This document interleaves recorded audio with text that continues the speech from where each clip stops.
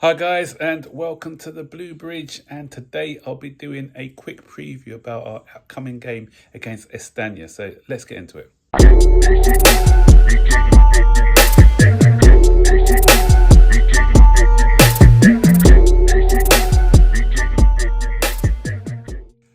So wasn't going to do a preview, just bought myself a new mic, so I'm just testing it out to see what the sound quality is like. Comment below and see whether it's an improvement on the previous sound quality. So it's just a quick one today. Tomorrow we're playing against Astana. And so what do we know about Astana? They are from, it's the capital of Kazakhstan. And they are 7 hours ahead, I think it is, or 8 hours. 7 hours, I think. So we are playing the match actually at 3:30. Early start in the UK. I'm not sure where it is, depending on what time zone that you're in different countries. But Enzo Maresca has said that he's going to try and prepare them like it's a 7:30 kickoff so that they get used to the time zone. And because of this, guys, we've put out a youthful side this week, and there's lots of people who probably going to be making their debuts. Our manager did say that there are going to be a couple of debutants probably today. I'm just looking at the squad just to make sure that I don't miss out on anybody who's part of this squad.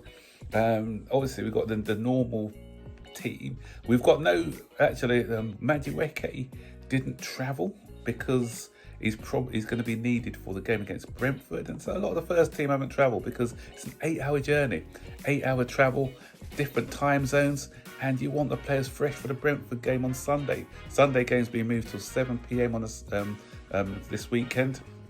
So with that in mind, he hasn't taken a lot of people. Pedro's gone. The reason Pedro's gone is because he got picked up a yellow card against our opponents on Sunday, Tottenham Spurs, and so that means that he's ineligible to play due to the fact that he's got 5 bookings. So he's travelled with the squad. Pedro Neto. Why do I keep calling him Pedro? But you know what I mean, Pedro Neto. So apart from the usual suspects, there's no also there's no Mudryk. I think he was ill on Saturday, so that's why he wasn't, or Sunday, sorry, that's why he wasn't included in the squad against Tottenham. So he looks like he's still not recovered from his illness. Either that, or they're saving him for a loan move in January. We wait and see. So some of the noticeable names are new to the squad, and the big one I'm going to talk about in a minute is Acheampong. I'll cover him in more depth in a moment. So Acheampong's in there. A guy called Caden Wilson is in there. Michael Elise's brother, Richard Elise, he is travelling with the squad, so he may get a run out. Then we've got Harrison Murray Campbell. That makes up the defence. In the midfield, we've got Kano Dyer, and he probably gets a run out unless he plays a midfield of Chukwuemeka and Dewsbury Hall, which I think is a little bit. There's no sort of holding player, and Kano Dyer can play that holding midfield. Because he did say 2 debutants. One's going to be Acheampong to start. He hasn't started yet, and so the other one, could that be Kano Dyer? Kano Dyer. Sorry. Get my words mixed up. And then you got Araxaki, who's come on a couple of times off the bench. Would he start this time? Don't know.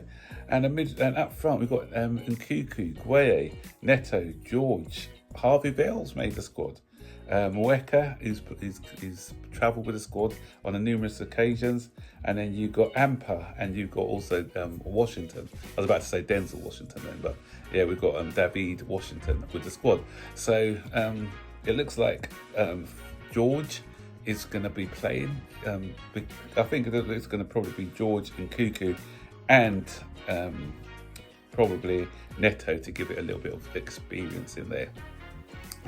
So going back to Acheampong, that's a lot of developments. I touched on him in my last Europa League preview that I did, because he was phased out of the team for a while because of the fact that he wasn't going to be signing a new contract.